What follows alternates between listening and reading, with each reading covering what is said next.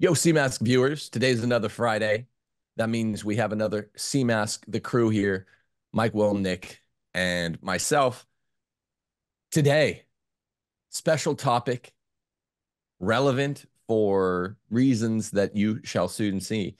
5 ineluctable reasons that Candace Owens should be Catholic. I think this is especially pertinent because Candace has said she's actively looking. She did a tweet earlier in the week that indicated something quite close to part of my premise in Catholic Republic. She said, "Hey, it's a secular failed republic. We failed as a place that denies God in the public sphere, and this is inclusive of the vast desacralized versions of Christianity that still kind of survived as the many multifarious sects of Protestantism."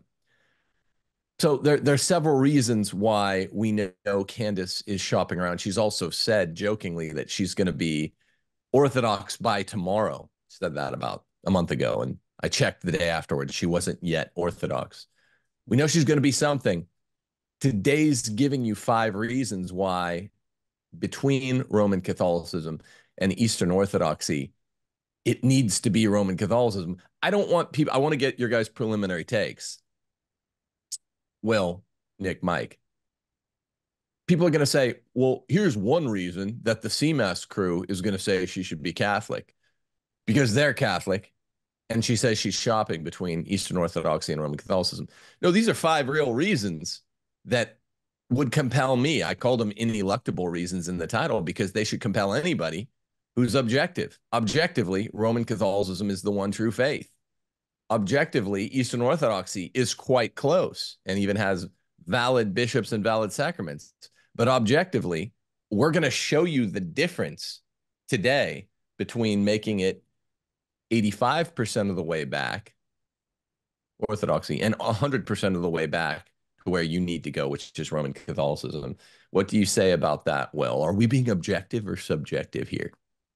Well, first up, for someone to say that, oh, of course they would say that Catholicism is true, they're Catholic.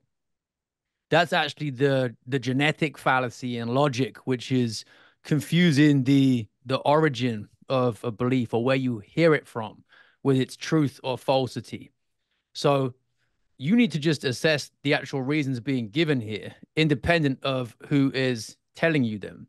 And when Tim says ineluctable, it means that you can't escape these by struggling against them. These have got that force logically, historically, rationally, that if you truly face up to them and pursue truth, is going to end up with you becoming Catholic, as so many other people who followed this line of reasoning have done, including our friend Mike here. Yeah, I'm going through this as we speak, and it's been confirmed. I am getting confirmed May 7th. Praise God. Prayers would be appreciated. And so, well, first of all, isn't her husband Catholic? And so there's that question. There's also, what are her hangups with Roman Catholicism? Usually, this is an issue of pride being the root of all sin. And so what I've had to experience myself is that I had to sincerely humble my heart. And then let's not even talk about Protestantism, because as Tim, you did in that first Crossing the Tiber episode, you completely dissected it. I actually wrote down those main points, that 4-point scholarly rebuttal to Sola Scriptura. So let's just be honest. Let's just shelf that. It's not even a thing. But when you're looking at history sincerely, so like, I don't understand the bias thing, because are we going to treat truth as if it's subjective? There's objective truth, and the objective truth is that Roman Catholicism is objective truth. And when you're looking at history sincerely, you're presented with 2 options. But if you really look into it further, you're presented with really only one real option, and that's to become Catholic. But what's the deal? Her husband's Catholic. What are her gripes with Catholicism? I'm not sure. I didn't even realize she was a Protestant, so maybe I'm a little bit confused, but yeah. She doesn't talk like one, does she, Nick? No. I think I'm most intrigued by the first point. I won't steal your thunder. I'll let you roll it in here. But that discussion about the difference of the submission of the intellect versus the leveraging of the intellect is going to be writ large here, especially in the position of a wife. And I think that's men need to hear it because they have to lead the wife, and women need to hear this because especially in this post enlightenment era, and every woman thinks that her road to salvation is going to be through education and academia and podcasts, and that ain't it. Well, this is what faith is, the submission of the intellect to the teaching authority of the church, more so than just a vague feeling that you get when you read scripture. And men and women need to recognize that. I love how Mike said, let's just shelve sola scriptura as not even a thing. Brilliant. Not even a thing. Not even shelve it, just like throw it out. Just throw it. Just treat it like it's one of the books of the Bible that Luther didn't like, and just rip it out and burn it. Yeah. You know, this says stuff that's not compatible with, drum roll please, sola scriptura. So let's rip out parts of the scripture only, and thereby prove by redaction that scripture is real. Well, we man, did we trounce that thing or what in the last two CMAS shows? If you people out there watching haven't seen the previous two Friday shows, a two-parter on crossing the Tiber, go see it, because that will be your militant refrain, and should be, for why not to be Protestant. These shows, well, this show today, dealing with Mrs. Owens, is it Miss or Mrs. when you have a different way you do the thing? I don't know how it works, but with Candace Owens, who's been doing so much good stuff lately, and let's face it, already had a pretty good track record, but then she left Daily Wire. Well, these are essentially a 5-part reason why a very reasonable Christian who knows, I got to get the hell out of Protestantism. I watched these last two CMASs. Should I go to Orthodoxy or Roman Catholicism? There's no other stops. There's 39 or 40,000 different stops in Protestantism, but once you can use the Husserlian epoche and bracket those out, you're down to 2 stops. It's Eastern Orthodoxy and Catholicism. And that's a bit trickier because Eastern Orthodoxy is much more reasonable than being a Protestant. But here are 5 reasons that if you're a reasonable Christian looking, you should skip right over Orthodoxy and go straight to Roman Catholicism. Reason number 1, that Candace Owens should be Catholic. Firstly, because of the patriarchy, specifically the household patriarchy. In other words, Candace's husband, George Farmer, is Roman Catholic. He's a good Roman Catholic. He has even, by rumor, read some Gordon books. So he's a very good Roman Catholic. And this is the best mark, the best tell, isn't it, gents, that a young woman who is married, who never shared her husband's faith, but they both were Christians, should go join Roman Catholicism because your husband is. He's pointing the way. What do you guys say?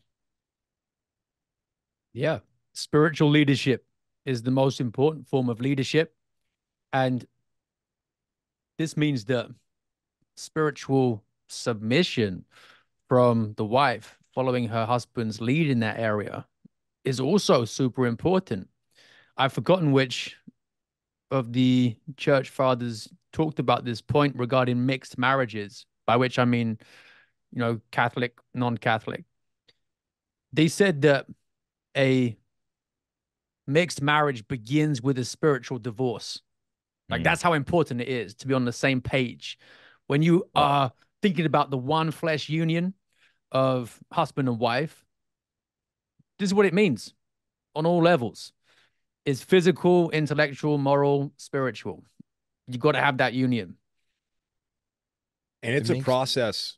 Sorry, Nick, go ahead. It makes me wonder if there's any, I don't want to psychologize another couple's marriage too publicly.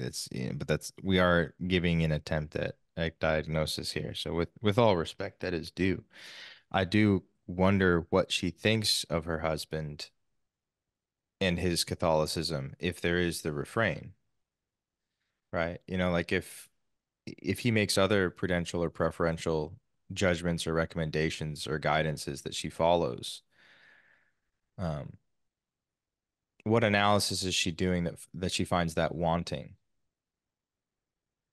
Yeah. What do you say, Mike? I mean, they seem to be a really good couple. I mean, the only evidence of, I mean, look, none of us are perfect, but I like both of them. I like both parts of this couple. It's just they began with this spiritual divorce, and she's looking to rectify that. And then, of course, there's something that works against them that's not fully their fault. As a single woman, the job she was doing is very alluring and very high paying. So it would be hard. It would be conceptually difficult for them to get down to one salary, aside from the fact that George Farmer's family is very wealthy, and she could do commentary from home. She could set up a home studio, especially now that she's not part of the Daily Wire, and in theory keep doing what she's doing. It's pretty iffy, but I didn't want to hog the mic. Mike, you were going to say something. Yeah, no, I'm not sure where they're at. I think, did they get married? Like, he was already Catholic and she was already Protestant. So I'm going through a process right now where my wife, she was raised non-Christian. She became Christian by, on her own, path years before she met me. And now she's being entered into the Roman Catholic Church. And it's been a process. We sat down and had this conversation. I said, hey, listen, this is the direction I'm going in, but this is the direction that we are going in. I'm going to have patience and grace with you. I'm not going to try to intellectually beat you down with apologetics to force you into my side, because as we know, with women and their faith, it's a lot more experiential and emotional. I said, but these two things have to sort of meet in the middle. So I said, I'll have grace. We'll go through this process together. And not only was it a process of education, and also she listens to you guys a lot, all your latest stuff. She's like, oh, do you hear what Tim said? Do you hear what Will said?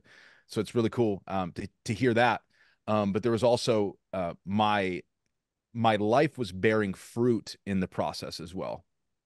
She could see it in my actions. She could see it in things that I was renouncing, habits that were falling by the wayside, and how I was presenting myself. So I start to question, okay, well, what are their intramarital dynamics like? Has he pushed the topic?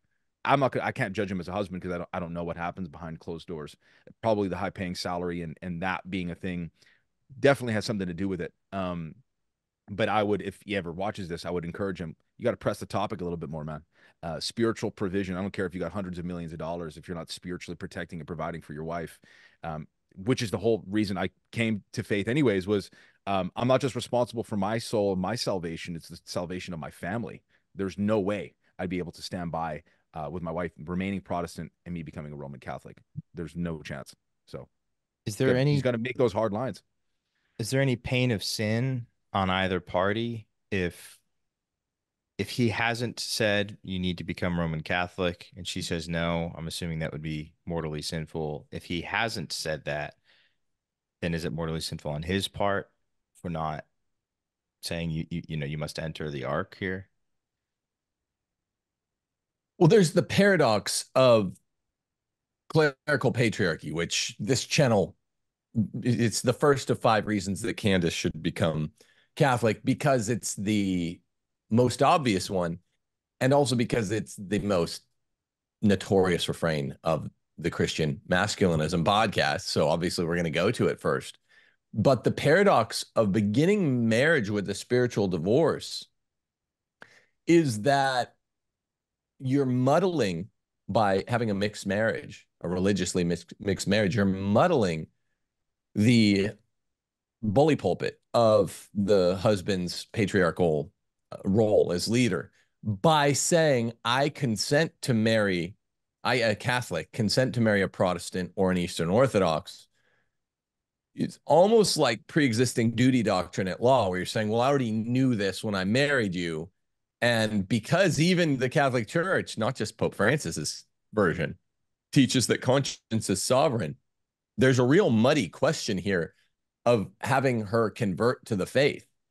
And there's also a muddled question of, she has to abide by all of the precepts or practical doctrines of the faith that exists somewhere between his Catholicism and her Protestantism or Orthodoxy, you see. So this is precisely why it's so dangerous to start out on the wrong foot by engaging in a mixed marriage. And again, we're not beating up on them. This is a couple we think highly of, but because it's not clear. It's not even clear in the Catholic teaching what that does to, hey, you got to come to mass with me on Sunday instead of your little book club in the van down by the river or whatever that you were doing before that. I don't know how that could be, because the husband tacitly, quite explicitly, I guess, gave his consent to her going to book club on Sunday. So how do you ever regain that unity once lost? Remember that the husband is the visible sign of unity on earth. As long as that marriage perdures, the husband's authority is a visible sign of unity. In number 2, we'll talk about what the visible sign of unity in Christendom is on earth. You guys can probably guess, but did you guys have any closing thoughts on what I said? And Will, did I err in my prognostications about what it means under a mixed marriage? I'm fleshing out what that patristic must have meant by spiritual divorce. Yeah, I think you explained it really well. And to answer Nick's question really directly, he can't just command her to become Catholic or force her to go to mass with him. That's not how it works. For the reason that Tim said, it's got to be something that she assents to rationally and follows her conscience in. So really, the lesson is you have to convert your bride-to-be before marriage, so you don't get into this situation in the first place. And for a Catholic marrying a non-Catholic, I know this because it happened to me as well. My wife was lapsed Catholic, and then at the time, I was just like culturally Anglican, and got married in the Church of England because everyone did that.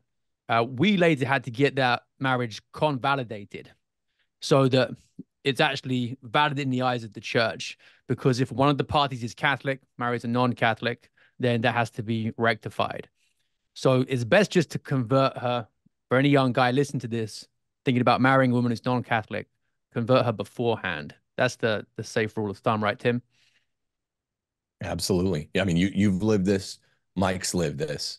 And I would just say it's not too late, certainly for a smart couple that's pushing the envelope culturally, like George and Candace. Just get that thing convalidated. Now, Question. yes. Why can't he just say, you're going to mass with me on Sundays? I understand this might take a long time for the intellect and the will to convert, but you're going to practice the faith because this is where you need to be eventually. Like, I want to be next to you in heaven, worshiping God for all eternity, saying many of the same things that Mike is saying. This is my duty. This is my responsibility to protect your soul. So from now forward, you're gonna practice this way, and then I'm gonna be with you every single step of the way as you have questions. It's essentially a glitch in the matrix, or a paradox, a time paradox, as from Back to the Future or something like that, because conscience is sovereign. Francis has emphasized that and perverted that and tugged it in a different direction than it's always meant in the Catholic Church. But I can tell you this, I raised this point with classical theist. He totally agreed. We didn't disagree with one another about anything. As to the forced conversion of Jews in the 5th century, even Pope Gregory the Great had this famous sermon that was like an encyclical, because he was meaning to instruct all of Christendom at basically the start of the Crusades period. Do not convert Jews forcibly. This is not Roman Catholicism. That's not a legitimate conversion. It doesn't count. He said, convert them instead through sweetness of preaching. Through sweetness of preaching. And so when we're talking about, I mean, this lends its force, this admonition lends its force to the idea of a spiritual divorce. If you're married to a woman, if you're a Roman Catholic man and you're married to a woman who's not a Roman Catholic woman, it is a divorce precisely because conscience is sovereign, and you don't have the unitary discretion to snap your fingers and say, go to mass with me on Sunday. You married her when she wasn't. And it's not just a question of go here, do this, do that. This is like the one thing you can't order her to do alongside sin, because her conscience still before she goes to mass in a way that makes sense and adequates our expectations as per the categories of other marital dictates, she has to become converted. And we don't believe in forcible conversion in Roman Catholicism. We do believe in making rational appeals and convincing another of our faith, even though we'll deal with this later. Pope Francis said this is a mortal sin against ecumenism, convincing others of your faith intellectually. That's precisely what Pope Gregory the Great said we do need to do, is convince others to the faith intellectually. If you don't tend to that, once you get engaged, if you're a Catholic, she's a Protestant or Orthodox, and you say, okay, now we're engaged, now come into the church. Let's just make it easy so we don't have to do a convalidation later. Then you're going to have, that's the best time to do it. You're going to have to do it ex post, the way hopefully George and Candace will do it. Does that make sense? Conscience is sovereign.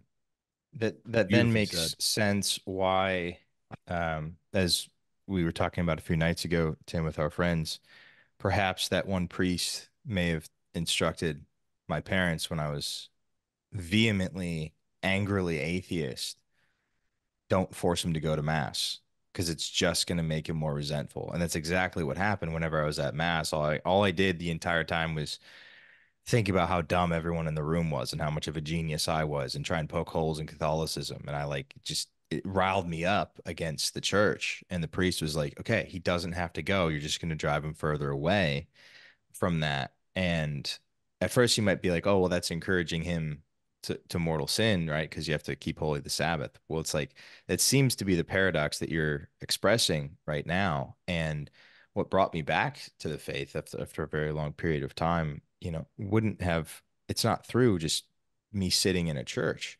And then this sort of reminds me of St. Paul talking about how if it's the husband who is without faith, the wife will convert his heart through her grace, through her faith, leading from behind, so to speak, in the demonstration of that. And so it's like, I think the same could probably be true in reverse. And it sounds like that's what Mike's doing, where his wife is seeing the fruits of his conversion. And then it's easy to follow when you see that. Yeah, just one last, if I may, one last point on this, because I'm going through it. I hate to make this all about me. It sounds very narcissistic, but this is very relevant because a lot of people are going through this. I tried to debate my wife at the beginning month or two and tried to prove to her the truth of Catholicism. That doesn't work, guys. It doesn't work. Neither does bringing your wife to a traditional Latin mass when she has no context of what that even means.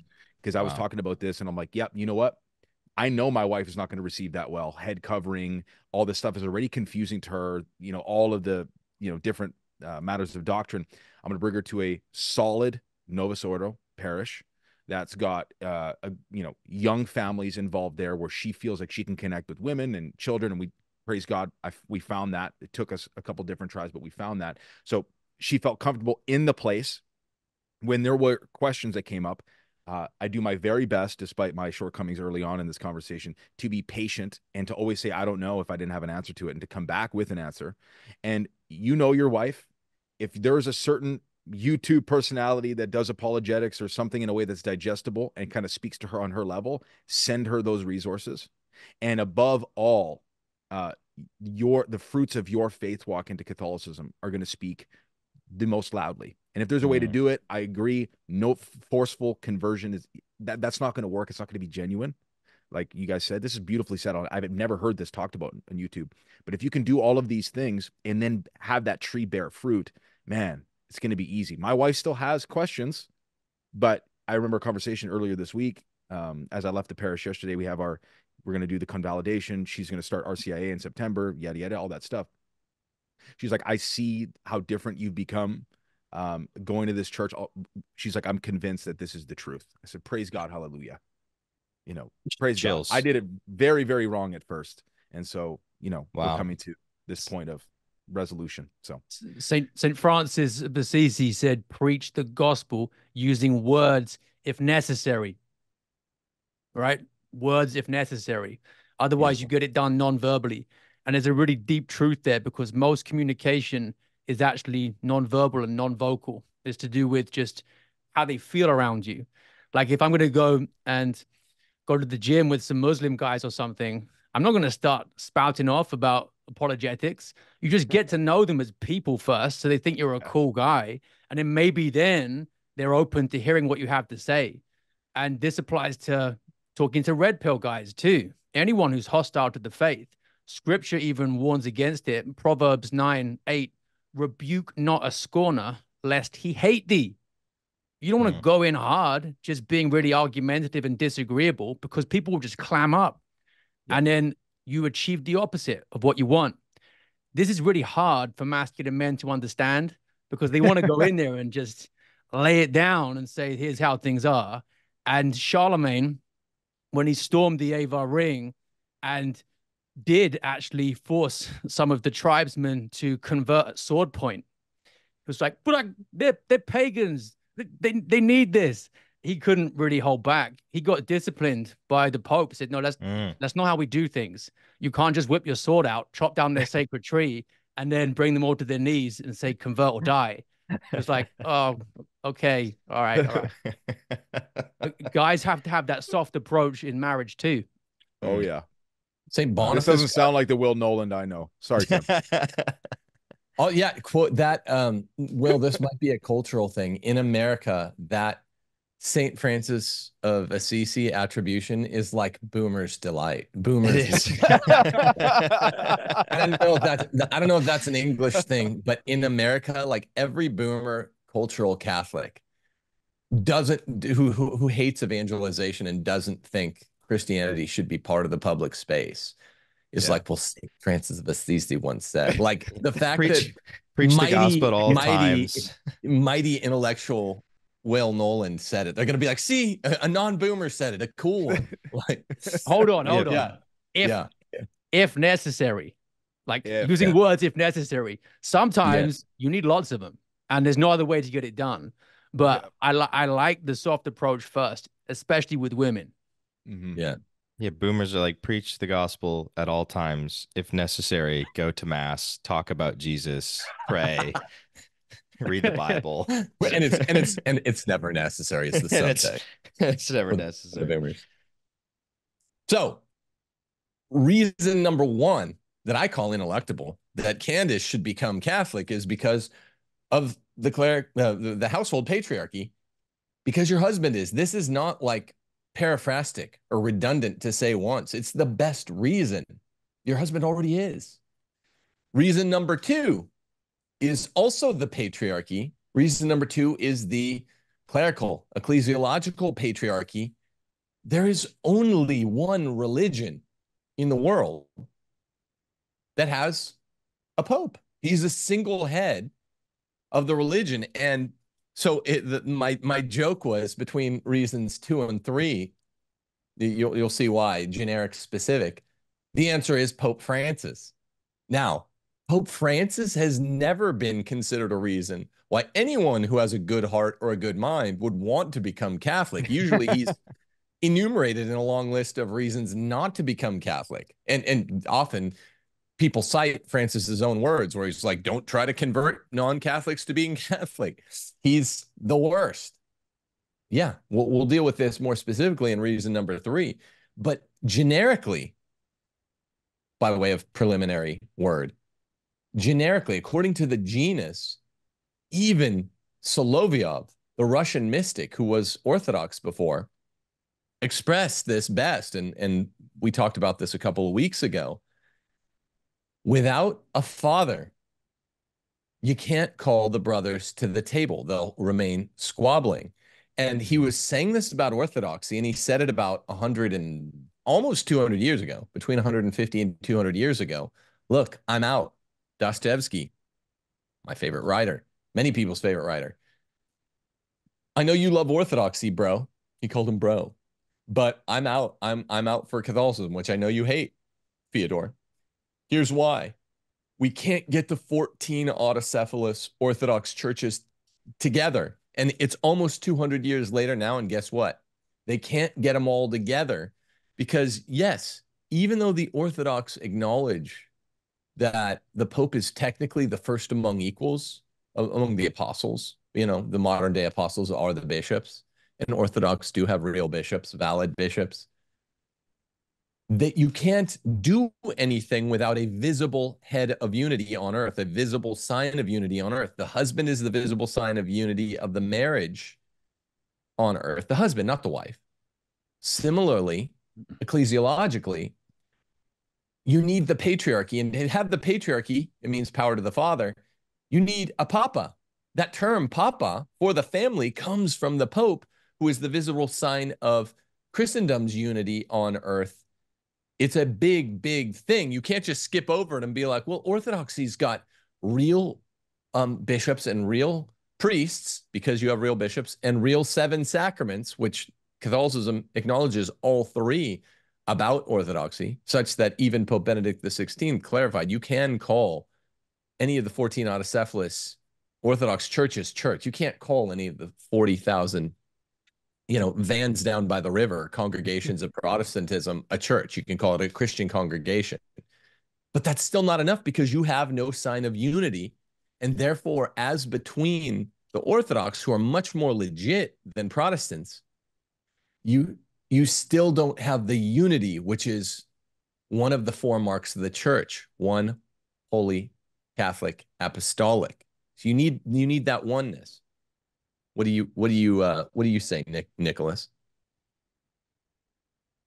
Setting aside the validity or licitness of a woman in the public sphere, as Candace is, if she already is, and she's striving to do good, which she clearly is, and she has done much good, she's also in the unique position to call the brothers to the table. And if that's the case, you got to make sure it's the right table, or that you even have the ability to do that. I saw yesterday, I've been fascinated to see that Russell Brand is getting into the rosary. I can't tell if he's getting into Catholicism. I'd be surprised if he does quickly. But if you're starting to pray the rosary, Catholicism ain't far away. I think Mary might be working on his heart a bit, because typically, you know, that's the last thing that a Protestant would do is, no rote repetitive prayers. It's not in the Bible. You're worshiping Mary, all these things. And so maybe he's just kind of doing it as a morning routine, but now millions and millions of people are seeing him pray the rosary. And I think that Catholicism is making a very interesting kind of resurgence, especially as we'll get to a little bit later with the Christ the King scandals and with Daily Wire and so on. There's only one place for her to be, for Candace to be, to like lead a unified front. And I think it would be a diabolic tragedy if at the last second she pivots to Orthodoxy. I would have great skepticism about what took place, who got in her ear, what happened spiritually, if at the last moment of her crossing the Tiber, it wasn't this unified front to call. I mean, even the frogs, the Groypers, right? They think very highly of Candace. It's like, okay, then call the brothers to the table in the proper way and make sure it's Catholicism. The rosary is the ultimate red pill. That was the thing that got me.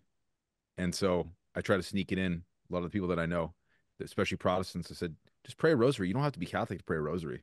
Because I know that's the what, but you will be. Yeah, you will be. Just watch. But on the point of the patriarchy and the Pope, you have 2 houses. One has a bunch of young brothers and men and no father at the seat, and the other one has a bad father at the seat. The house with the bad father at the seat is going to be a well-ordered home. So I don't really care who's occupying the seat. Even a bad father is better than no father, and patriarchy is necessary. That's it. I mean, you see it everywhere. That's why when you look back at history, yeah, it seems very appealing, orthodoxy, but then there's really only presented with one option. There's hierarchies all over God's kingdom. Why wouldn't there be one in the church here on earth? I mean, it's just That's a great point. You can't avoid it. St. Michael, Mary, the Pope. That was it. I don't need any more. I don't need to be a historical scholar to talk about these different councils to justify my Orthodox position. Catholic That was position. it. To develop Mike's point there, Dante, in his work on monarchy, talks about how nature itself tends towards monarchy as the best form of rule.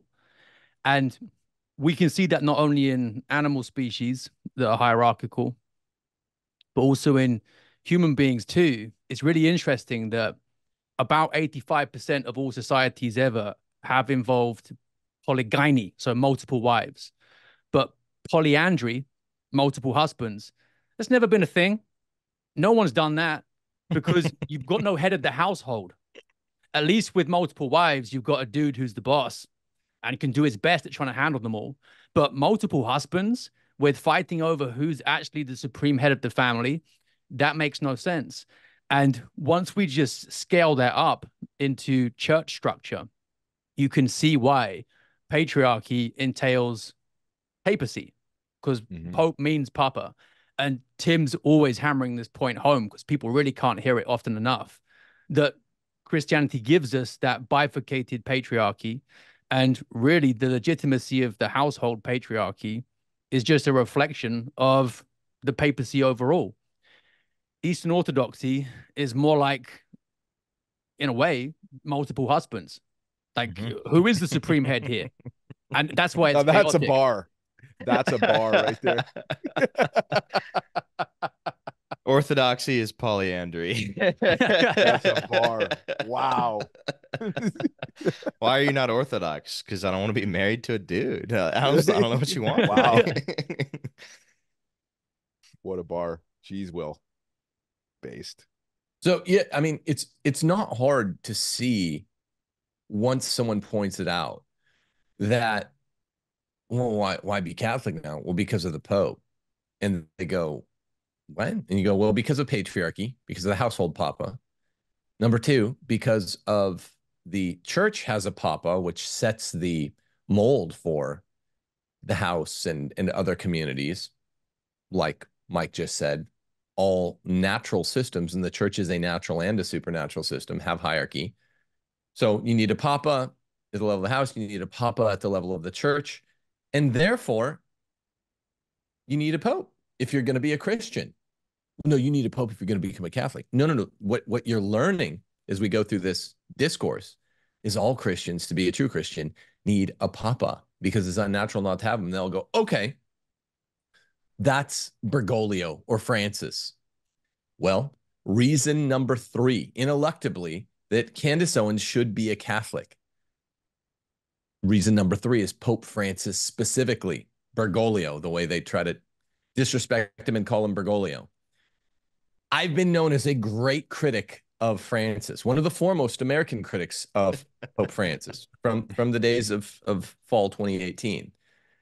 Just lots of people know me from this, but he's still, assuming he's not anti-Pope, which is always a possibility, you find out ex post facto, but assuming he's not, then what is he? He's a bad Pope. And bad popes, out of the 266 that we've had thus far, do occasionally happen. And what are they? They are rule-proving exceptions. Rule-proving exceptions. Because you still need a father. A bad father is better than none at all. And by being a rule-proving exception, we would say these bad popes, this list of them, Francis, I think, is the worst doctrinally. They show how bulletproof the papacy is. That's point number 1. The 3A, reason 3A. Francis specifically shows a doubtful Christian, like probably Candace Owens would say, Pope Francis is one of the reasons I'm not Catholic. Well, I'm trying to flip that on its head. 3A is he shows how bulletproof the papacy is.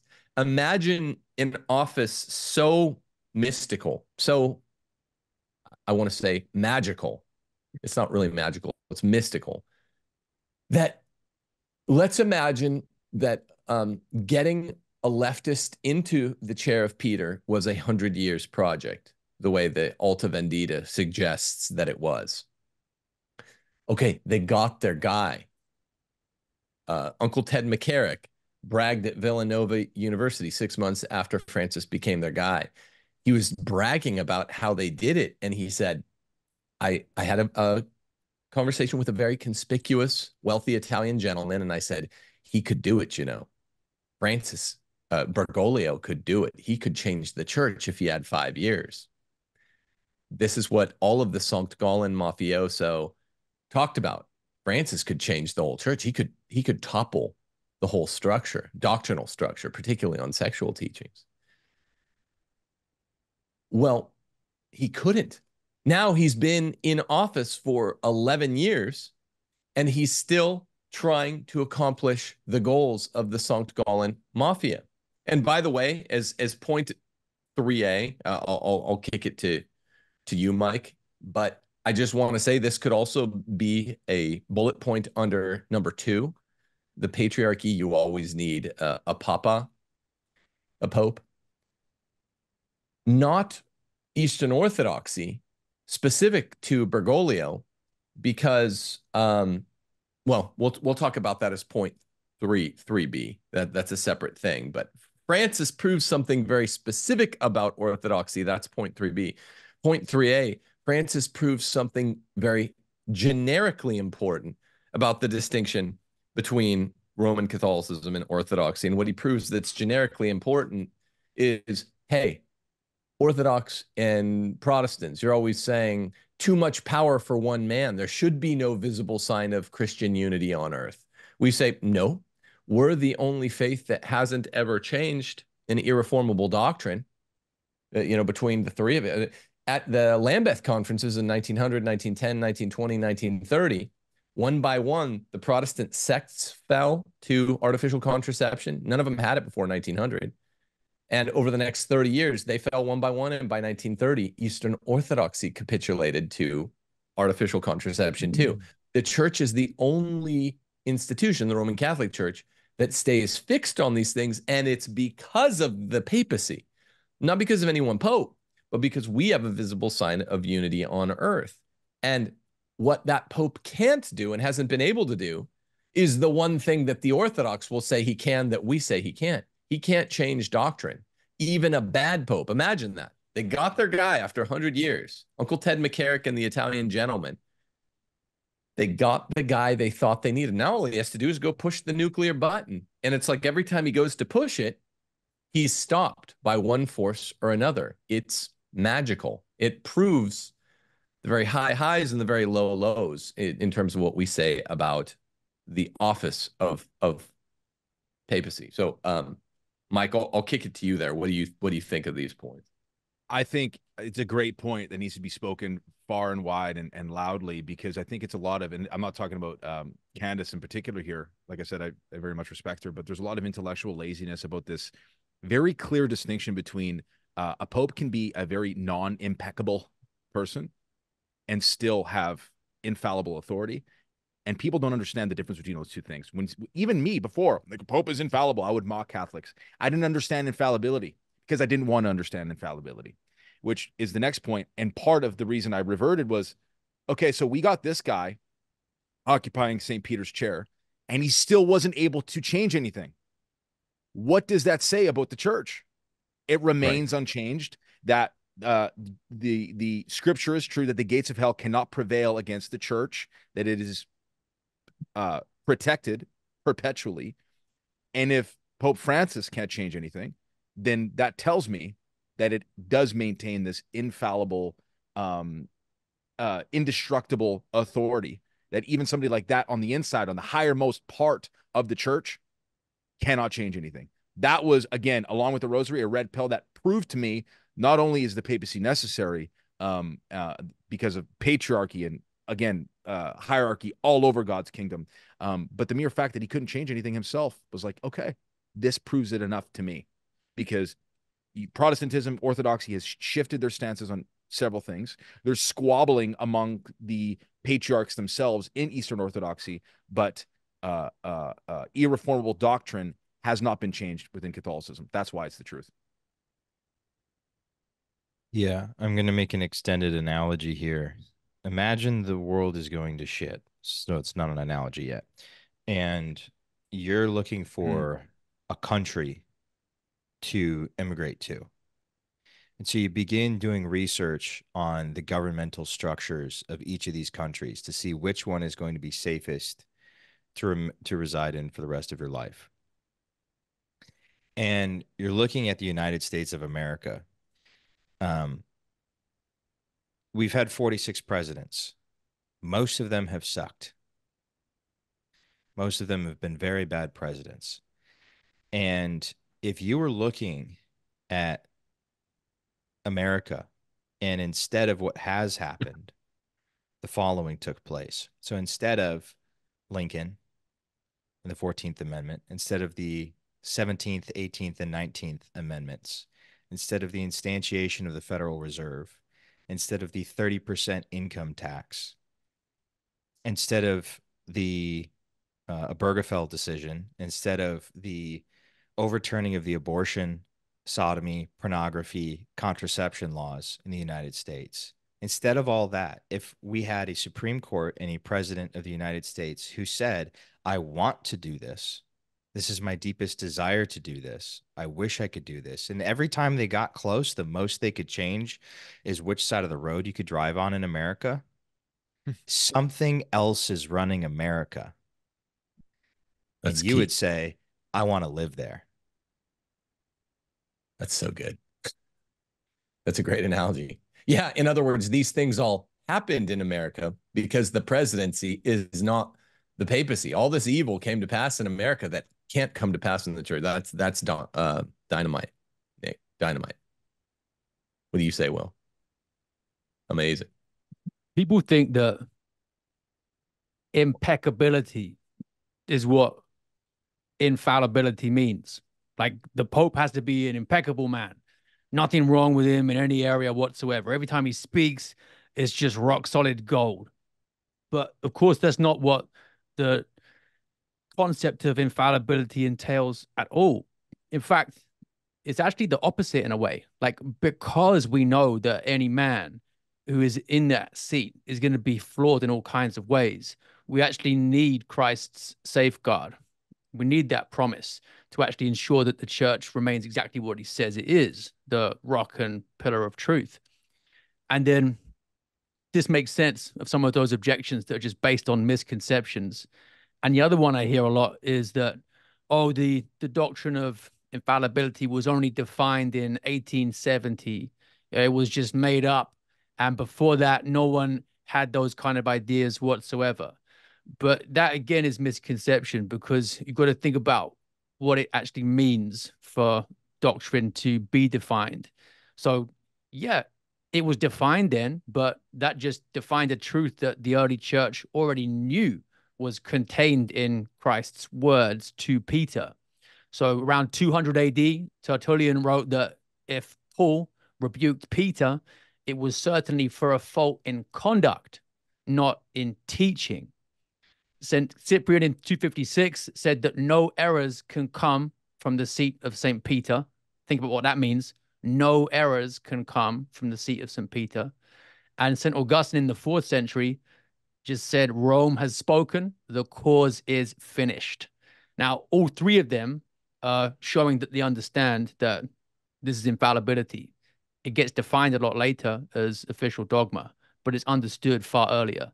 So the church fathers as well are showing that they know what Tim is saying about the papacy here. Yeah. Roma locuta est. What? Yeah.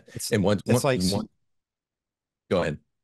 Just real fast. It's like to say that papal infallibility was invented in 1870 is like saying that the Pythagorean theorem was invented in 1900 BC. Yeah.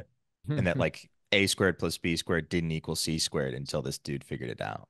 Well, yeah. That's so good. Good comparison. That's amazing.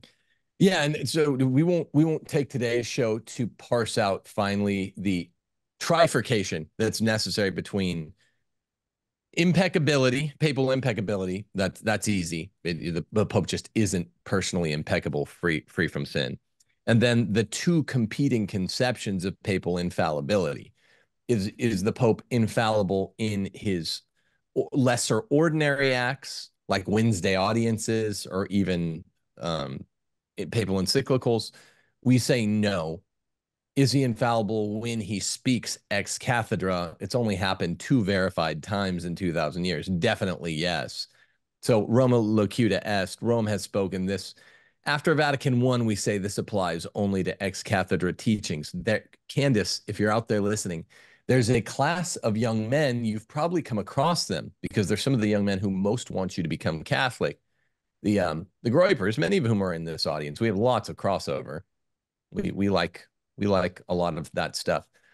They're younger Catholics who seem to think that Vatican I means that middle class of ordinary papal pronouncements count as infallible Roma locuta est, and it's not the case.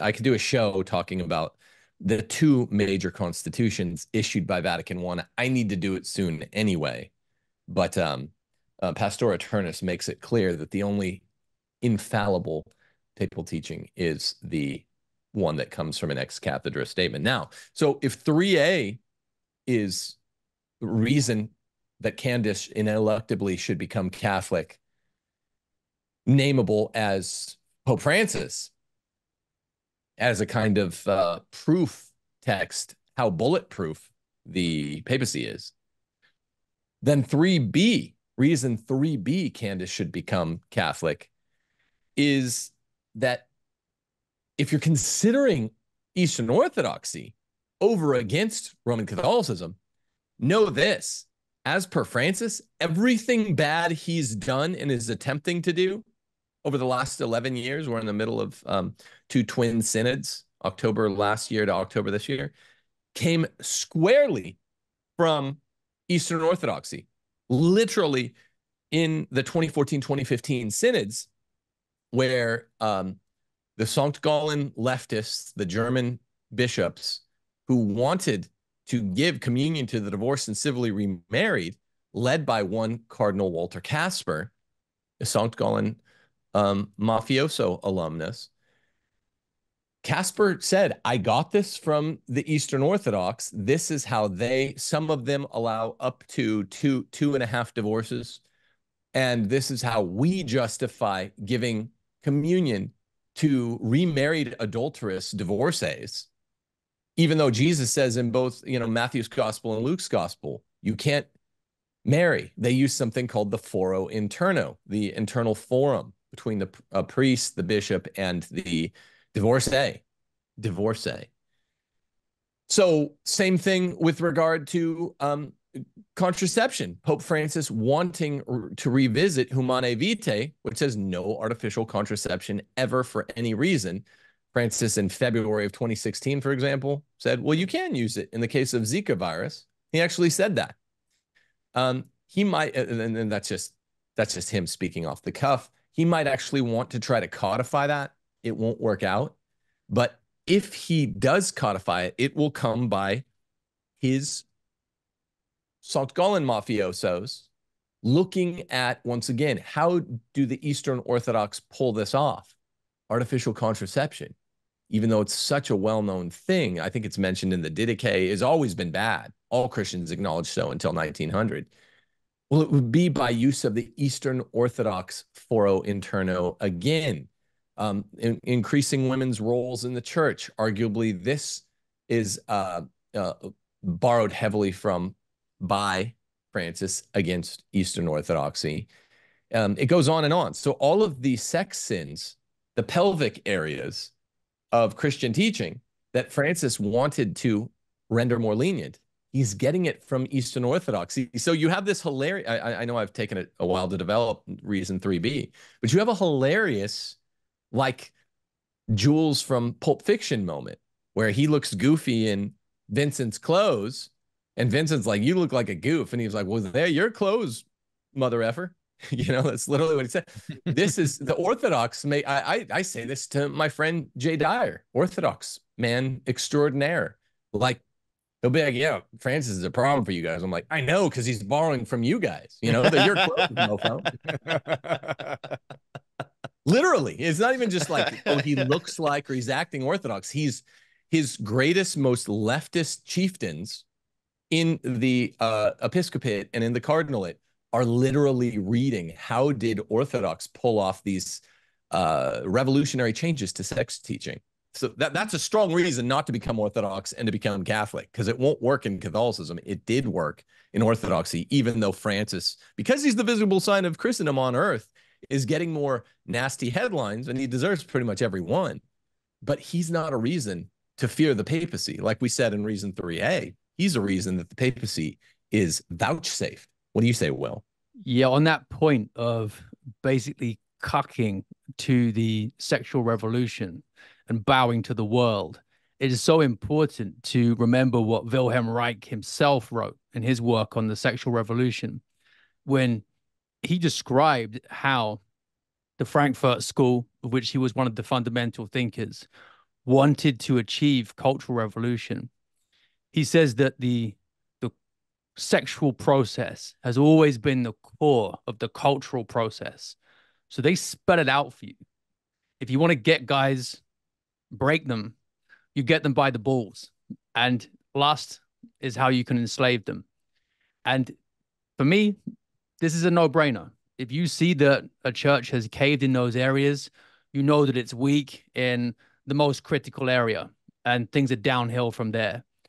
Whereas Catholicism, miraculously, in the way Tim describes, has stood strong where it's faced the greatest onslaught in its opposition to the worldly spirit that the sexual revolution brings. So that's it.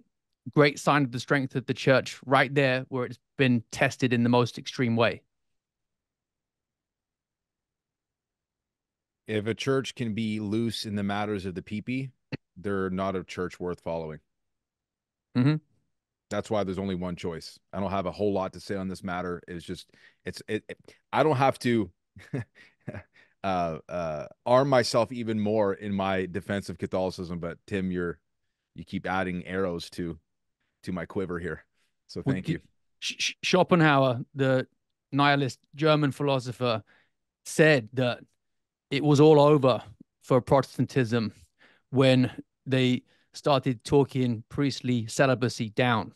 They said, look, if you're saying that it's unnatural somehow for a guy to abstain from sex, then good luck telling unmarried people that they're supposed to abstain as well. Such a deep truth. Yeah, absolutely. Also, isn't German and nihilist a redundancy? We are nihilists. We believe in nothing. Big Lebowski. Reason number 4, ineluctable reason number 4, that Candace should become Catholic. This one people will enjoy the most, because Christ is king. Candace will enjoy this one the most. And there is one church that announces it with as much force and authority as Candace has been doing to match her verve. On, let me see, in 1925, Pope Pius XI announced Christ is king. And it's been announced since Roman Catholicism began. As the waves of nationalism and secularism were on the rise across the globe, Pope Pius XI instituted the solemnity of Christ the King in 1925 as a reminder that Christ reigns above all earthly rulers.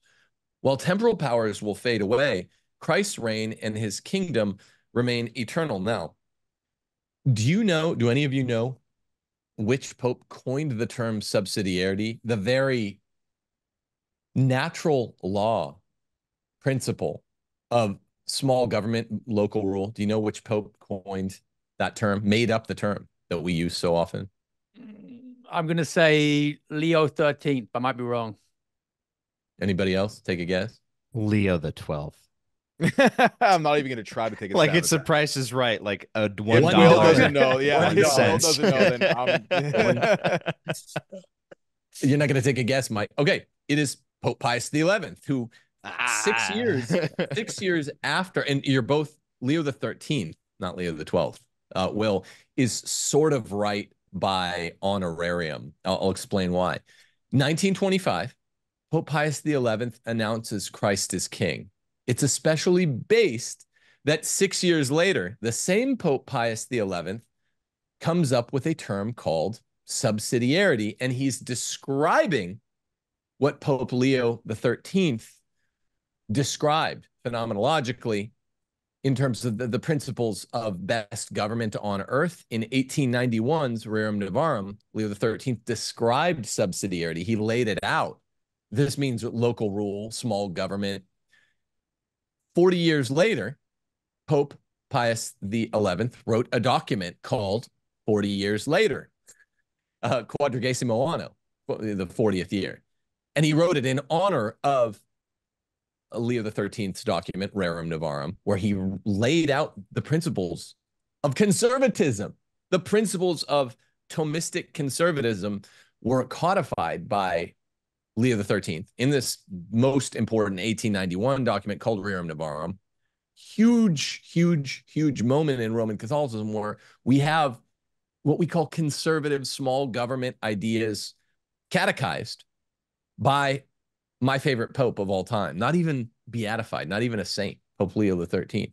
And it was such an important document that 40 years later, on its anniversary, Pope Pius XI, which is also 6 years after he's announced Christ as king, writes this document called 40 Years Later, Quadragesimo Anno. 100 years after it, 1891 to 1991, it's such an important document, Rerum Novarum, that John Paul II wrote a document called Centesimo Anno, 100 years later. So Rerum's really important, but it's actually Pius XI that says this concept of the natural precept that rulers need to be local and particular to their place, and it needs to be as small a government as is capable of doing occupying the legislative field. So the father can rule for most things. The father is sufficient for most governance. And then you just move out to city government, state government, national government. Back then didn't mean a continent-sized thing. So it's Pius XI that gives us that actual term using the framework that Leo the 13th had built. That's why Will gets, a gold star anyway. And it's funny that it's 6 years after he makes it an official catechetical thing that Christ is king. This proves that announcing Christ as king doesn't mean that we want one world Catholic government or something like that, big government, but from the right wing. The very same Pope that told us Christ is king and instituted the solemnity of Christ the King in 1925, Christ reigns above all earthly power. He is also saying, therefore, earthly powers should be local, and it should mainly be family rule because the most local rule possible is your father. Isn't that base? That's the most based way of saying Christ is king. Candace, we now know, got fired for saying it. Holy cow. How can you stay on board someplace that would fire you for saying Christ is king? Well, the church has it in a way, announces it, codifies it in a way that, sure, you could say it as a Protestant or as an Orthodox, but if you really mean it, you become Catholic. The narrative irony of the Christ is king thing is, I think, very interesting that it's happening right now, because for a long time, I don't know how long, but it was quite a while. I'd say maybe up until 2016. And then definitely in the last 8 years, it's gotten more intense. Which narrative you chose to find compelling was a very personal decision. Didn't really have much to do with like history. And now all of a sudden, it seems to be the case that which narrative you choose to believe tells you everything about what's been happening for the last several thousand years. It's like it's all kind of reaching this nexus of, wait, why can't we say, you're saying Christ is king is what? It rings throughout history as being problematic, and I'm going to fire pundits and get up in arms. And how does this have to do with what's happening in the Middle East? Like, wait a second. The first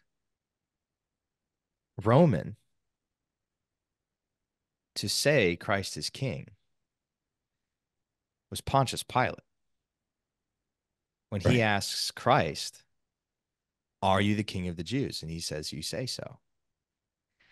The second instance of this is when he puts Jesus Nazarenus Rex Ladeorum, INRI, Jesus Christ, King of the Jews, and nails it to the top of the cross as the crime that he committed, thereby instantiating Latin as the language of the church.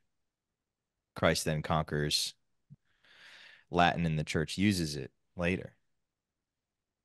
There is only one place in which the phrase Christ is king makes any narrative, historical, religious, or metaphysical sense, and it's in the Catholic Church. Amen. The Christian nationalists have hijacked it, though. Them and their same pictures and cheesy suits all over Twitter. I can't stop throwing pot shots at these guys. Protestants say Jesus is my boyfriend. Catholics say Christ is king. Yeah. You can go back to what Luther's approach was as well, with separation of church and state, because he basically created an opening for all kinds of people that we can't talk about on YouTube without getting a channel strike to step into, because Luther told the German princes that a prince can be a Christian, but it is not as a Christian that he ought to govern. As a ruler, he's not called a Christian, but a prince. The man is a Christian, but his function does not concern his religion. Now, this is the attitude of the separation of church and state, which is not consistent with Catholic teaching, which says that there's no separation. There's a distinction, sure, but no separation.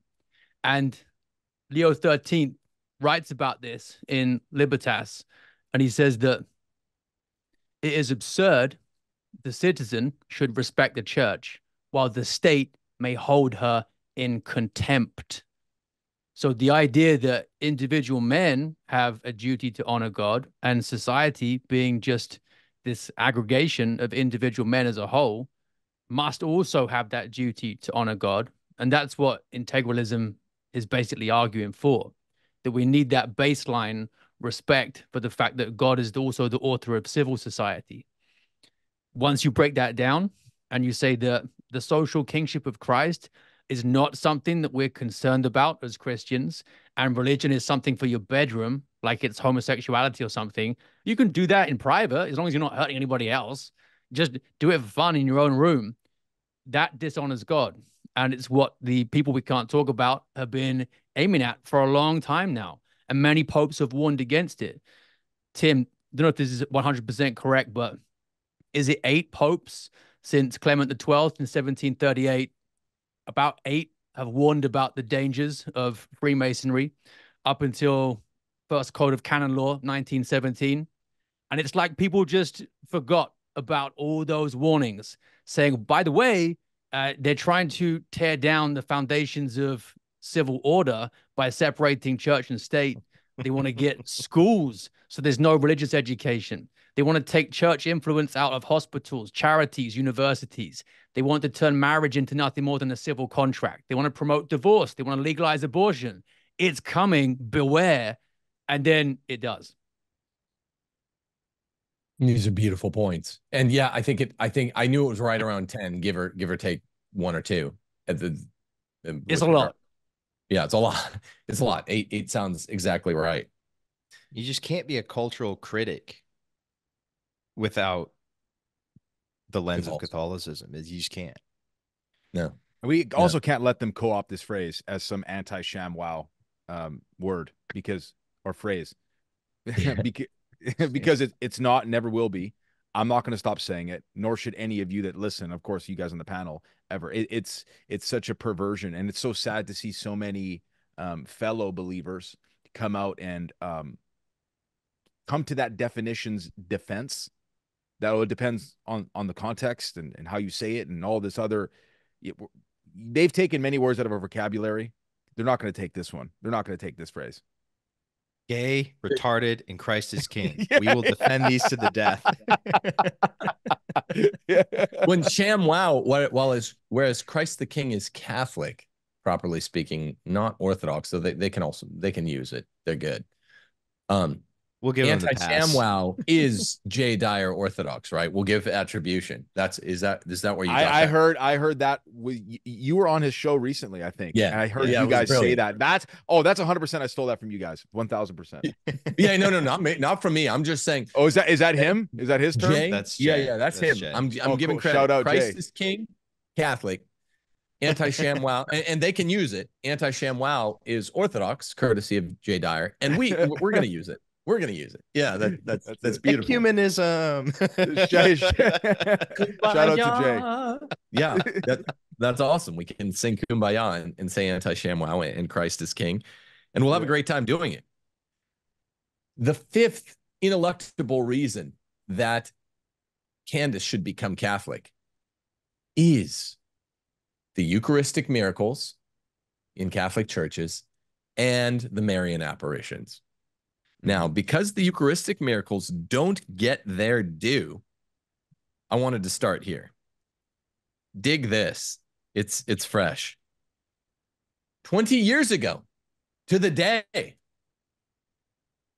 this Dr. Zugibe, an atheist cardiologist in Buenos Aires, in Pope Francis's diocese, was sent heart tissue. He was sent heart tissue. And listen to the letter. 20 years ago to the day.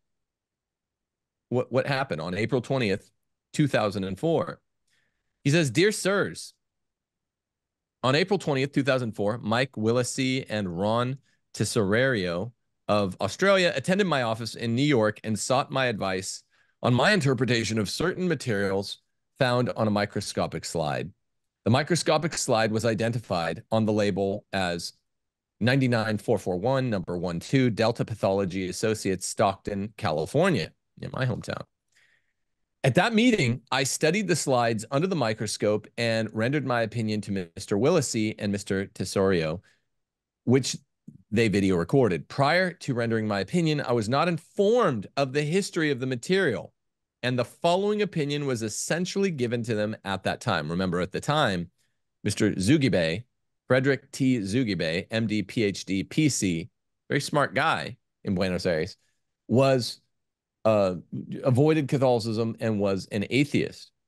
He continues, "The slides contain cardiac tissue that displays degenerative changes of the myocardial tissue with loss of striations of the muscle fibers, nuclear pycnosis, aggregates of mixed inflammatory cells consisting of chronic inflammatory cells, which are predominant, and smaller numbers of acute inflammatory cells, which are admixed.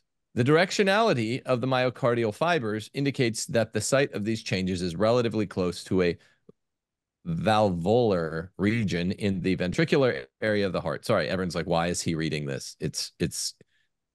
Does this make sense to read? Well, here's why.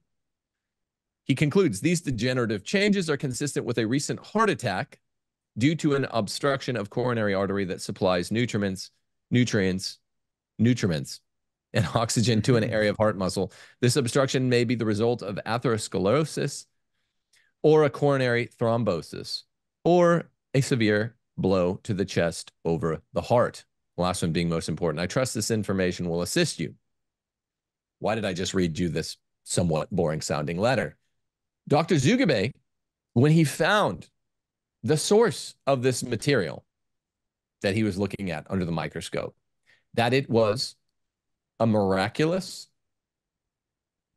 a Eucharist that had changed overnight in 2004 from a typical blessed Eucharist to heart tissue. What he found was nothing short of a miracle. He saw essentially white blood cells, which was saying it was living. It was living until hours ago. But he found something also that showed that it was about a 2,000-year-old sample. I thought that would be in that letter. And this is just great timing that this is the Eucharistic miracle that happened 20 years ago today, or at least he was Dr. Zugebe was first involved. Now he's everywhere. Look up Dr. Zugebe. This is real. We know Jesus's blood type because of the Eucharistic miracles. It's always consistent. It's always the same thing with the ones that the church says, okay. And the Catholic Church always gives these samples. Hey, give it to an atheist scientist. That's our consistent history. It's also interesting that this main one from our generation, Eucharistic miracle, comes from Bergoglio's diocese when he was a bishop. Very, very interesting. And I want to talk about the Marian apparitions in closing, but I just want you guys to react to that. You don't really have to have the kind of false faith that contraposes itself to reason that we are all mistaught in Catholic school in the 90s, early 2000s. You don't have to have that, because faith builds upon reason, and reason supplies sufficient reason. It constitutes enough reason to believe. Just when you hear about stuff like this, Dr. Zugebe, who's now like this super Catholic guy that's like, hey, they showed me this evidence before, when I would have mocked the Catholic Church, when I was actively mocking the Catholic Church. It's impossible that it's anything besides the real Catholic description of transubstantiation. What do you say, Nick? What do you say about that? It's also poetic because in my atheist days, I wrote many very blasphemous things, one of which was a short collection of essays. And in one in particular, I characterized transubstantiation as a silly magic trick. Being a magician of 18 years, I thought it was not even just a magic trick, but it was a foolish magic trick, because with a magic trick, you see something happen, it's not real, and you're delighted by the ruse. But I said transubstantiation was a terrible magic trick because you couldn't even see it happen, and everyone was still enamored with the fact that it had, like, everyone agreed that we just all witnessed a miracle, and you were the idiot if you didn't go along with this thing. And it's like, man, on the other side of this, God is quite merciful to not have just lightning bolted me where I stood when I wrote this and gave it to friends and thought I was all a genius. And I remember distinctly reading the Eucharistic miracles and my heart pounding. I remember sitting on my MacBook in my parents' basement, doing all this atheist research and coming across stories just like this and going, shit, I have no idea what to do. The only thing you can say is everyone involved is lying. That's your only defense. And it's not a good defense. So it was very eye-opening last week, Nick, was when you were talking about, when Christ was at the Last Supper describing the consumption of his body and his blood, and how quite literally the translation of the words at the time actually meant to like gnaw on human flesh. It reminded me of what cascaded into this journey into Roman Catholicism was, and I think I mentioned this last week, I was standing and we were receiving communion at our Protestant church. And I remember feeling this very real and palpable feeling of disgust, because there's this little grapefruit box with a little chip on the top of it. And I said, this can't just be a symbol. Like, this is insulting. I didn't even know what the Eucharist properly was.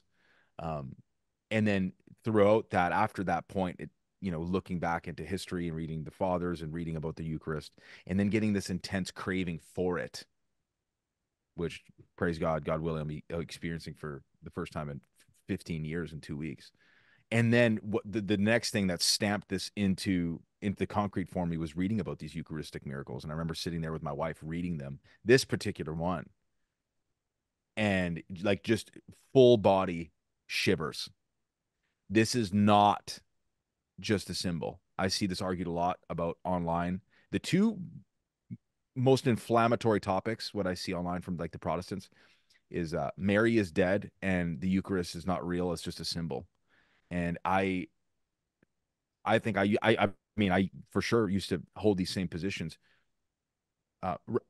Repent for those things because they're horrifically blasphemous, and stories like this prove how incorrect and how prideful we really are. That was a bit of a ramble, but amazing, Tim. We need to be talking about this more. Yeah, most people haven't even bothered to look into them.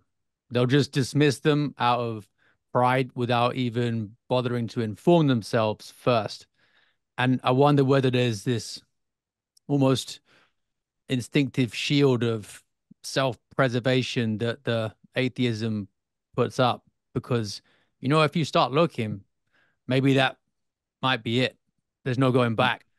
Yeah. And I always like just reading as much as I can about topics I'm interested in. And when I was in my early 20s, I'll just grab this book here. This is written by an Anglican, but, you know, it's still got some good stuff in it. The Paranormal, a Bishop Investigates. And I just thought that looks interesting. I'll have a look at it. At the time, I didn't believe in any of it. But the second I was actually looking at what's happened, especially the chapter on the demonic stuff, I actually didn't finish that one. I just got a few pages in and was like, I don't need to know more about this. Curiosity is a dangerous thing sometimes. And I still haven't finished that chapter because I know I don't need to read the rest of it. And look into it properly and look at the kind of guys who are writing about this stuff. They're not doing it just for like shits and giggles. And like Nick says, you can say they're all lying, but you can also be, if you want to be that retarded, just say that all the apostles lied as well. And they stole the body and hid it and went to their deaths for what they knew 100% to be a lie. You can go with that route if you want, but your soul's at stake. Mm-hmm. Yeah, it's the intra-Christian version of that atheist lie against all of Christians, to say that these Eucharistic miracles, which are always given in good faith to atheist doctors or secular doctors at least, and end up being vindicated. Well, this is just the topical one. This is the one that happened 20 years ago, almost to the day. So go check out the Eucharistic miracles. That they will make the case, not just for Christendom, but for the Catholic version of Christendom. That you call that reason 5A, Candace should become Catholic. Reason 5B is the Marian apparitions. And I know folks out there have heard me talk a lot about Fatima because of the messages of Fatima, the three-part secret of Fatima. Fascinating with all its anagogical implications and all its implications for human politics, particularly in the 20th century, on stretching into the 21st century. It is a fascinating suite of mysteries. Candace, go ask your husband, George, if you don't know about Fatima. I know Candace is also very well read. She might know about it. It's fascinating. It constitutes a whole Fatima alone. The 1917 Marian apparition in Portugal constitutes a whole handful of reasons to become Catholic on its own.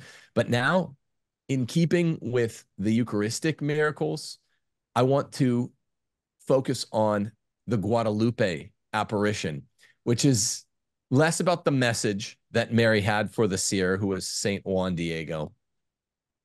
San Diego actually means Saint Diego, not a whale's vagina. So San Diego is named for this particular seer. Amazing man. Listen to the Tilma, which you can go see if you venture far enough south into Mexico. It will make one a Catholic. It is the most amazing thing on earth, aside from maybe the Shroud of Turin, just because that touched the body of our Lord Jesus Christ. But listen to the facts about the Tilma that we Catholics are just sleeping on. We're just sitting on this instead of bragging about it. It is amazing. The thing itself, the tilma that was given to Juan, surrounding a bunch of roses. It's this image of the Virgin of Guadalupe, Our Lady, depicted kind of culturally is almost, she looks like a Mexican woman. Everyone's seen it, and it's been completely domesticated, stripped of its miraculous properties. It's hard to find a list that's comprehensive of the miraculous properties of the tilma of Guadalupe because there are so many. I'm just going to read a few. The stars on her mantle are astronomically accurate on the day she appeared. On her and on stop. Stop. It's real. On her teal cloak shimmer little stars, which were found to be the precise constellation of the sky the day her first apparition, December 12, 1531. People also say this was partly corrective to the recent heresy of Protestantism spreading all over the old world. This is here in the new world, Guadalupe, 14 years before. The stars are peculiarly placed as if the sky was being overlooked from outside the universe instead of someone on Earth looking up at the sky.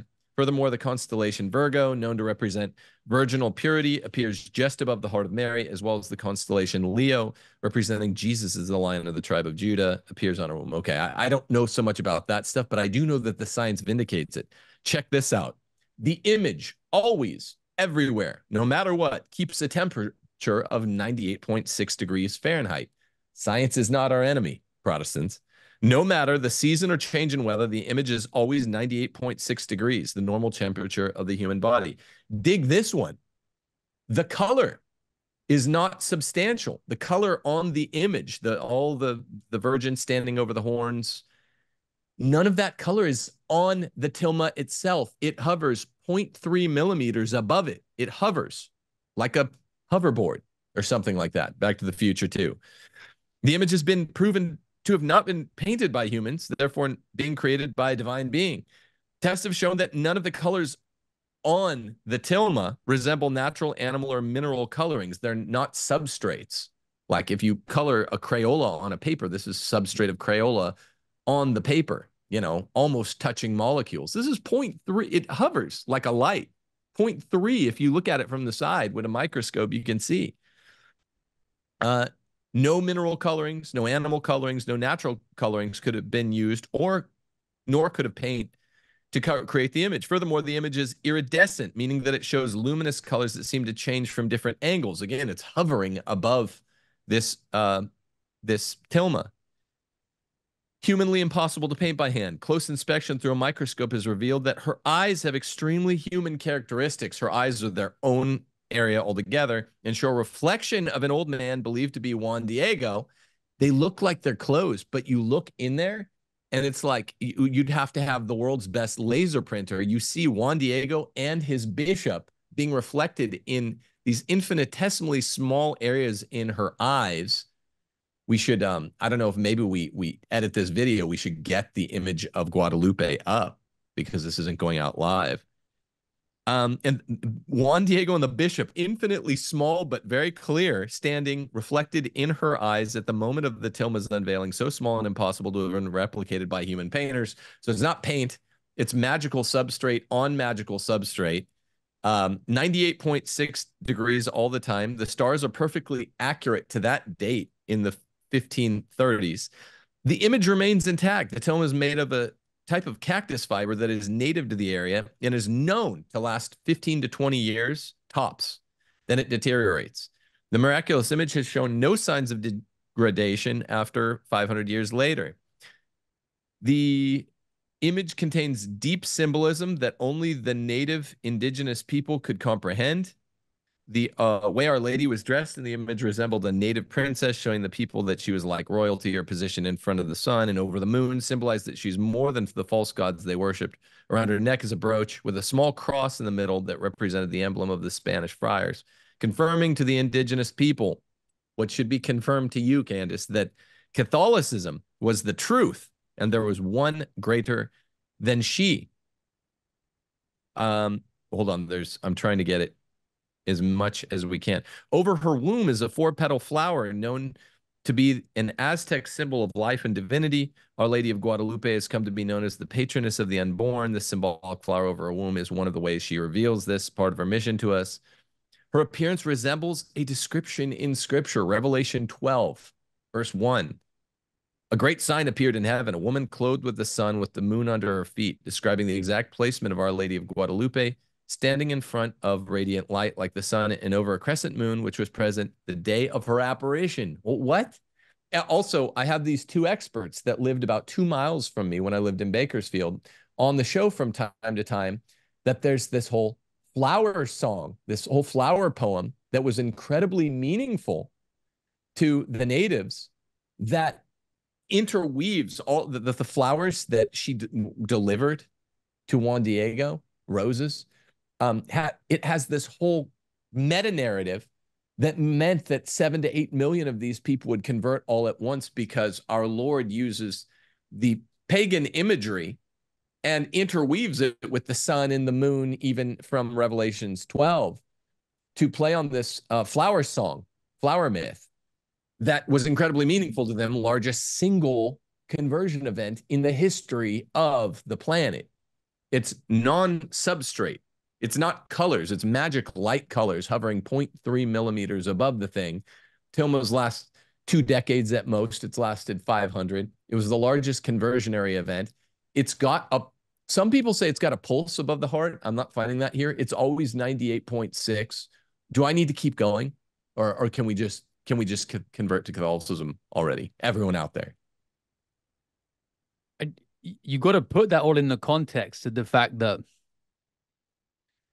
guys like Aristotle can prove the immateriality of the intellect and the existence of an unmoved mover just from rational grounds alone. So what Tim's saying isn't just like hovering there in some kind of intellectual void. You've got the solid philosophical proofs for the preambles to faith that Aquinas describes. So you can get a lot of the way to this worldview just from classical theism alone. And then you add this in too. And it's like, what are you going to do now? What have you got? Yeah, this just proves to me that how much more blind faith you have to still be an atheist and not to believe in anything than it is to believe in God and Christ and Our Lady. I mean, that was just such a sobering, just yet another red pill. I saw that image, actually, it was yesterday, and I saw it zoomed up on her eye with Juan Diego there. And I was blown away. I'm like, this can't be real. And here we are talking about it the next day. Yeah, it's not a coincidence. Amazing. Her eyes are like, they look closed. Yeah. Mm-hmm. And in them, it's infinitely, I won't say painted because it wasn't painted. They don't know how the image was made. And it was like the 1530s. You see him standing there, literally standing there in her eyes. And the bishop. And it's, I mean, come on. It's just unreal that we Catholics aren't talking about this more often. Candace, go become Catholic. What do you say, Nick? There's just so much evidence. Hear, hear. Yeah, it's like, what this part we don't even have to do. Res ipsa loquitur. The thing speaks itself. Just and there are other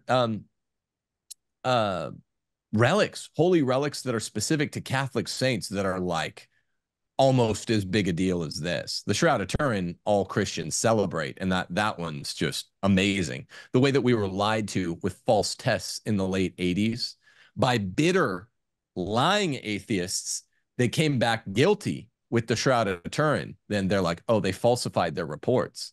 They pulled a part of the Shroud of Turin to test with carbon testing.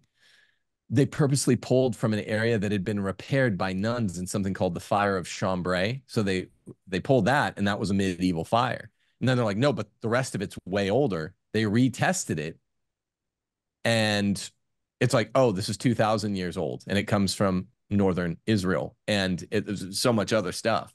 So don't believe the hype about or against the Shroud of Turin. It's absolutely real. And it, like the tilma, the reason they remind me of each other is because they both are like non-photostatic material. You can't color onto the shroud or to the cactus leaf or whatever that constitutes the tilma. And no one did color. It required, in the case of the Shroud of Turin, basically an EMP burst inside the tomb to have made that imprintation. Just become Catholic already. I mean, there's plenty to debate and to apply forensics to, but Yeah, and we talked about some of the more analytical dimensions of why one ineluctably should use reason to convert. You don't really even have to use reason when you're confronted with something like the Tilma of Guadalupe or the Zugebe miracle from Buenos Aires in 2004. Just convert. These all attest to the oneness of truth that is Roman Catholicism, the pinnacle of Christianity, the one true faith. Candace Owens, we salute the work you've been doing. We all do. You just need to do the thing that will confer the most unity to your marriage. Become Catholic. You guys have any closing thoughts there? It's a complex interplay between the intellect and the will and the heart. And as far as the intellect goes, this is all ineluctable, as Tim has said. Mike made the great point earlier on that that's not the whole story. And you have to dig deep to think about what the objections really are, because they're not going to be rational ones. So you can struggle, but irrationally so. Like, nobody can remain an atheist for long if he's intellectually honest. But there's plenty of intellectually dishonest ones. There's plenty of people who won't look into the question properly. And I believe the same thing happens with people who are on the verge of converting to Catholicism as well. But after you've heard what Tim's outlined today, you've got a few fewer excuses now.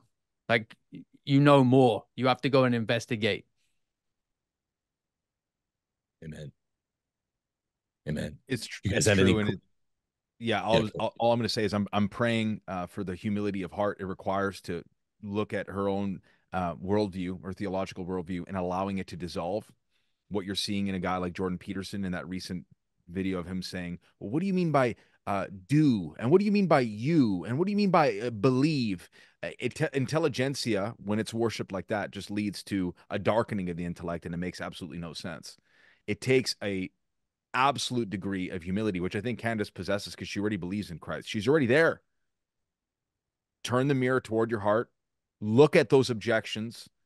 I keep repeating this word because this is just a word that's repeated itself in my journey is humility. You think you know, but you don't know. And what you don't know is on the other side of that is a richness of faith and experience and a coming alive of your faith that you'll never experience anywhere else. That's it. I'm praying for her and her family. Yeah, this is what it means if somebody's your sister in Christ. And we are your brothers in Christ, and we're pursuing her. This is an act of love. This isn't an act of provocateurism or anything like that.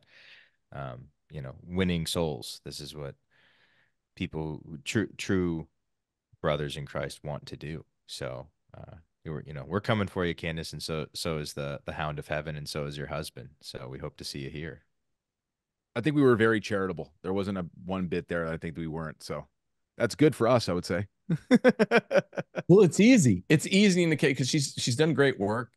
For sure. What's transpired over the last 3 weeks in Candace's life, announcing this Catholic expression, Christ is King, and being at least the publication of the fact over the last 3 weeks, being fired for it.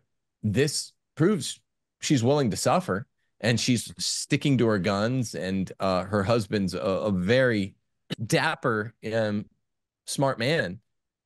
Just come the last bit of the way. We all have to do this. We have to be eternally converted of heart. And that's the real trick as a Christian. Parish orphans and retrogrades know that it's a bit of a challenge, especially the stuff we were saying about the papacy with regard to this particular pope.